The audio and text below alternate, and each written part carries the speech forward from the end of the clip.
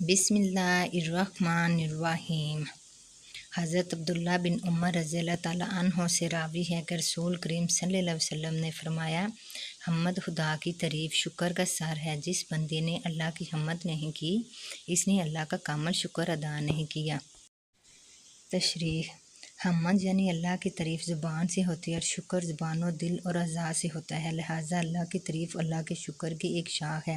حمد کو شکر کا سر اس لیے کہا گیا ہے کہ وہ زبان کا فعل ہے اور اللہ تعالیٰ کی نعمت اور اس کی تعریف زبان ہی سے خوب بیان ہوتی ہے، اور پھر یہ کہ زبان چونکہ تمام اعضاء کی نائب ہے، اس لیے حمد بھی گویا اجمالاً شکر ہے اور مفصل شکر کا جزو اعظم ہے۔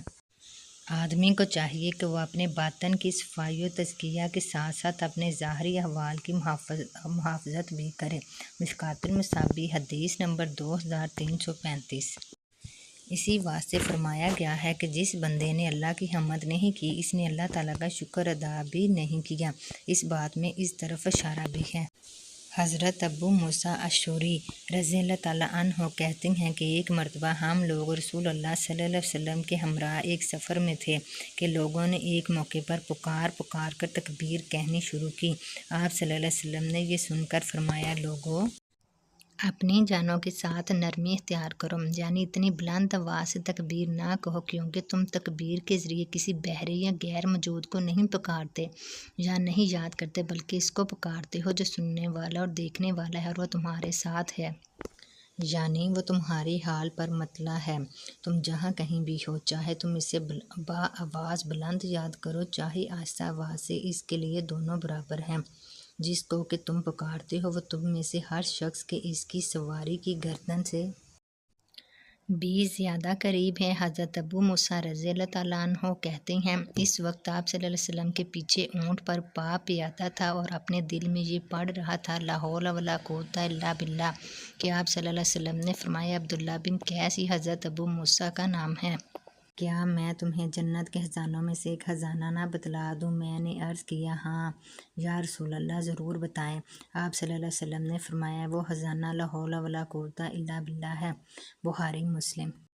حضرت ابو ہریرہ رضی اللہ تعالیٰ عنہ سے راوی ہے کہ رسول کریم صلی اللہ علیہ وسلم نے فرمایا، لا حول ولا قوۃ الا باللہ 99 دنیاوی اور اخروی بیماریوں کی دوا ہے، جس میں سے ادنی بیماری دنیاوی اخروی غم ہے۔ مشکوٰۃ شریف حدیث نمبر 2349۔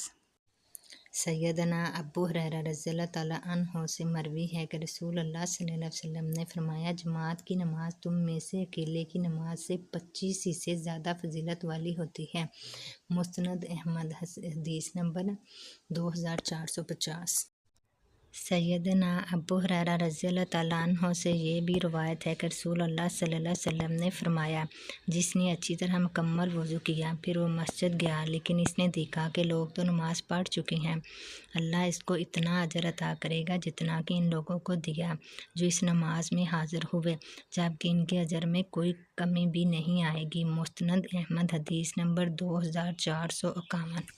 سیدنا عثمان بن عفان رضی اللہ تعالیٰ عنہ سے مروی ہے کہ نبی کریم صلی اللہ علیہ وسلم نے فرمایا، جس نے عشاء کی نماز باجماعت ادا کی، پس وہ اس شخص کی طرح ہے جس نے آدھی رات قیام کیا، اور جس نے صبح کی نماز باجماعت پڑھی، وہ اس شخص کی طرح ہے جس نے ساری رات قیام کیا۔ مسند احمد حدیث نمبر 2452۔ سیدنا عائشہ رضی اللہ تعالیٰ عنہما سے مروی ہے کہ رسول اللہ صلی اللہ علیہ وسلم نے فرمایا، اگر لوگوں کو پتہ چل جائے کہ عشاء اور صبح کی نمازوں میں کتنا اجر و ثواب ہے تو وہ ان کو ادا کرنے کے لیے ضرور آئیں، گرچہ انہیں سرین کے بل گھسیٹ کر آنا پڑے۔ مسند احمد حدیث نمبر 2453۔ سیدنا ابی بن کعب رضی اللہ تعالیٰ عنہ سے روایت ہے کہ رسول اللہ صلی اللہ علیہ وسلم نے صبح کی نماز پڑھائی اور پھر فرمایا، فلاں آدمی حاضر ہے؟ لوگوں نے کہا، نہیں۔ پھر آپ صلی اللہ علیہ وسلم نے فرمایا، فلاں آدمی حاضر ہے؟ لوگوں نے کہا، نہیں۔ پھر آپ صلی اللہ علیہ وسلم نے فرمایا، فلاں آدمی موجود ہے؟ لوگوں نے کہا، نہیں۔ پھر آپ صلی اللہ علیہ وسلم نے فرمایا، بے شک یہ دو عشاء اور فجر کی نمازیں منافقین پر بڑی بوجھل ہیں، اگر وہ جان لیں ان دونوں کا اجر کیا ہے تو وہ ان کی ادائیگی کے لیے ضرور آئیں، اگرچہ انہیں سرین کے بال گھسیٹ کر آنا پڑے۔ وہ پہلی صف فرشتوں کی صف کی طرح ہے، اور اگر تم اس کی فضیلت کو جان لو تو تم ایک دوسرے سے سبقت لے جانے کی کوشش کرو، اور آدمی کی دو افراد کے ساتھ پڑھی ہوئی نماز نماز ایک آدمی کے ساتھ پڑھی ہوئی نماز سے زیادہ پاکیزہ یعنی زیادہ ثواب والی ہے۔ اسی طرح جتنے آدمی زیادہ ہوں گے وہ نماز اتنی زیادہ اللہ کو محبوب ہوگی۔ مستند احمد حدیث نمبر 2454۔ دوسری سند، انہوں نے کہا رسول اللہ صلی اللہ علیہ وسلم نے نماز فجر پڑھائی۔ جب نماز سے فارغ ہوئے تو پوچھا فلاں شخص موجود ہے؟ لوگ خاموش رہے۔ پھر بعض نے کہا جی ہاں وہ حاضر نہیں ہے۔ پھر رسول اللہ صلی اللہ علیہ وسلم نے فرمایا بے شک منافقوں پر فجر اور عشاء سب سے بھاری نمازیں ہیں۔ پھر سابقہ روایت کی طرح باتیں ذکر کی۔ آپ صلی اللہ علیہ وسلم نے فرمایا بے شک تیری دو آدمیوں کے ساتھ پڑھی ہوئی نماز ایک آدمی کے ساتھ ادا کی ہوئی نماز سے زیادہ پاکیزہ ہے، اور تیری ایک آدمی کے ساتھ پڑھی ہوئی نماز اکیلی ادا کی ہوئی نماز سے زیادہ پاکیزہ ہے۔ اور جتنے لوگ زیادہ ہوں گے تو وہ اتنا ہی اللہ کو زیادہ محبوب ہے۔ مستند احمد حدیث نمبر 2455۔ تیسری سند، انہوں نے کہا رسول اللہ صلی اللہ علیہ وسلم ہمیں فجر کی نماز پڑھائی۔ جب نماز سے فارغ ہوئے تو دیکھا کہ نمازیوں میں کچھ کمی ہے۔ پھر پوچھا فلاں آدمی حاضر ہے؟ ہم نے کہا جی ہاں، حتیٰ کہ آپ صلی اللہ علیہ وسلم نے 3 آدمیوں کے متعلق پوچھا۔ پھر آپ صلی اللہ علیہ وسلم نے فرمایا بے شک منافقوں پر عشاء اور فجر کی نماز سے کوئی نماز زیادہ بھاری نہیں ہے۔ پھر اوپر والی پوری حدیث ذکر کی۔ مستند احمد حدیث نمبر 2456۔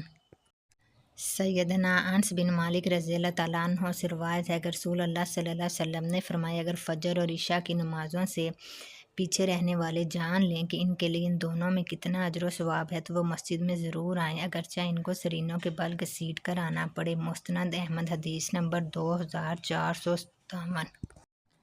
سیدنا عمر بن ام مکتوم رضی اللہ تعالیٰ عنہ کہتے ہیں میں نے رسول اللہ صلی اللہ علیہ وسلم کے پاس آیا اور کہا اے اللہ کے رسول میں نابینا ہوں اور میرے گھر میں بھی مسجد سے دور ہے اور میرا ایک قائد تو ہے لیکن وہ میری موافقت نہیں کرتا، تو کیا مجھے گھر میں نماز پڑھنے کی رخصت دیں گے؟